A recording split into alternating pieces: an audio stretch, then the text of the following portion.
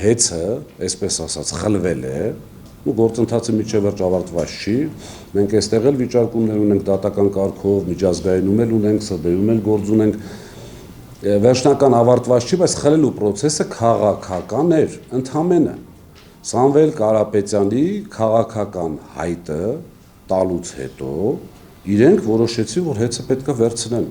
Հեծը պետք է վերցնեն որպես այսպես իրենց կարծիքով պատժամիջոց, որի արդյունքում պարոն Կարապետյանն ասաց թքած ունեմ ձեր վրա էլ, ձեր հեծի վրա էլ,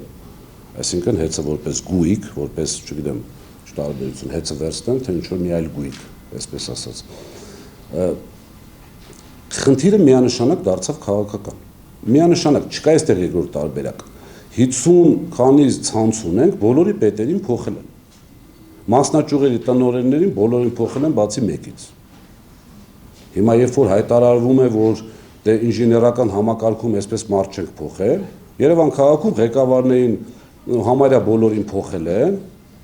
բայց այսպես կամ ԺՊ-ի տարբերակով կամ տեղակալ նշանակելով, հիմա եթե շրջանային էլեկտրոցանցի պետերին փոխում են, հիմա հասարակ վարժություն չէ, եթե գլխավոր ինժեներին չես փոխում, բայց ցանցի պետին, որի վերադասն է ցանցի պետը, փոխում դնում ես չտեղեկացված մարդ, վերջին հաշվով կամ այդ հաստիկը պետք չէր, եթե կարող էին առանց այդ այսպես մարդու աշխատել, կամ պետք էր, բայց ոչ կոմպետենտ մարդ է այդտեղ, որի արդյունքում առաջանում է ամեն ինչը։ Ինքը միանշանակ, ես անգամ կասկած ունեմ, որ իրենք միջև ընտրությունները ձգելու են այսպես, այդ բանակցություններ, հետո այդ վաճառք եւ այլ, որովհետեւ ընտրությունների ժամանակ ռեսուրսը լինի իրենցը։ Իմիջիալոց ասեմ, թող ինչ որ մեկը հիմա հայտարարի կամ ասի, որ երբևիցե Սամվել Կարապետյանի ժամանակ դա օգտագործվել է քաղաքական նպատակներով։ Ես եղել եմ մեջը, այդ համակարգի մեջ, ոչ փոքր պաշտոն եմ զբաղեցրել, որևիցե պարագայում ես անձնապես եղել եմ, չեմ ժխտի։ Եղբայրս եղել է քաղաքական process-ի մեջ, ես անձնապես եղել եմ։ Համակարգային հեծը երբևիցե չի եղել։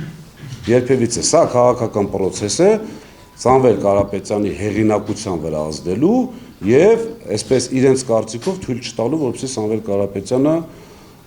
իր տեսլականը մեր երկրի զարգացման վերաբերել իրականացնի։